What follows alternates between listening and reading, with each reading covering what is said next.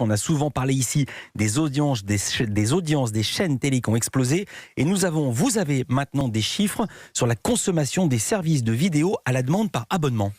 Entre la première quinzaine du mois de mars et la première quinzaine du mois de mai, plus de 2 millions de personnes supplémentaires se sont mises à utiliser une offre comme Netflix, Disney+, ou Amazon Prime.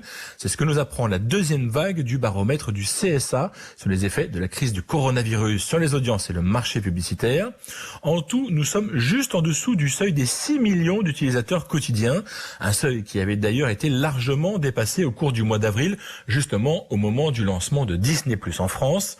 Une chose intéressante dans ce baromètre, et toujours à propos de la vidéo à la demande par abonnement, c'est que les plus de 50 ans consomment à peu près autant ces nouvelles offres que les autres catégories d'âge.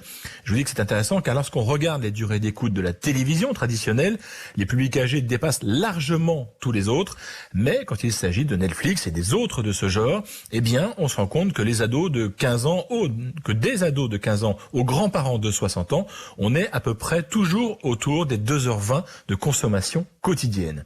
Comme quoi, il faut se méfier d'une idée reçue, ces nouveaux services de vidéo ne sont pas uniquement l'apanage des plus jeunes. Et puis parmi ces services, Cyril, lesquels marchent le mieux ?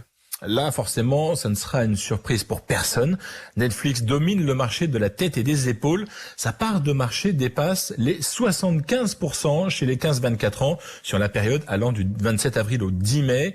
Mais Netflix a perdu de son avance sur cette cible. Lors de la première quinzaine de mars, sa part de marché dépassait les 90%. Alors peut-être qu'avec le confinement, les utilisateurs ont épuisé le catalogue de Netflix. Quoi qu'il en soit, la domination du leader américain vaut pour toutes les autres catégories d'âge.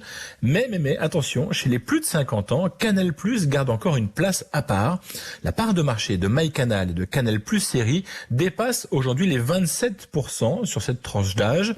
C'est 2 fois moins que Netflix, mais très largement devant tous les autres services.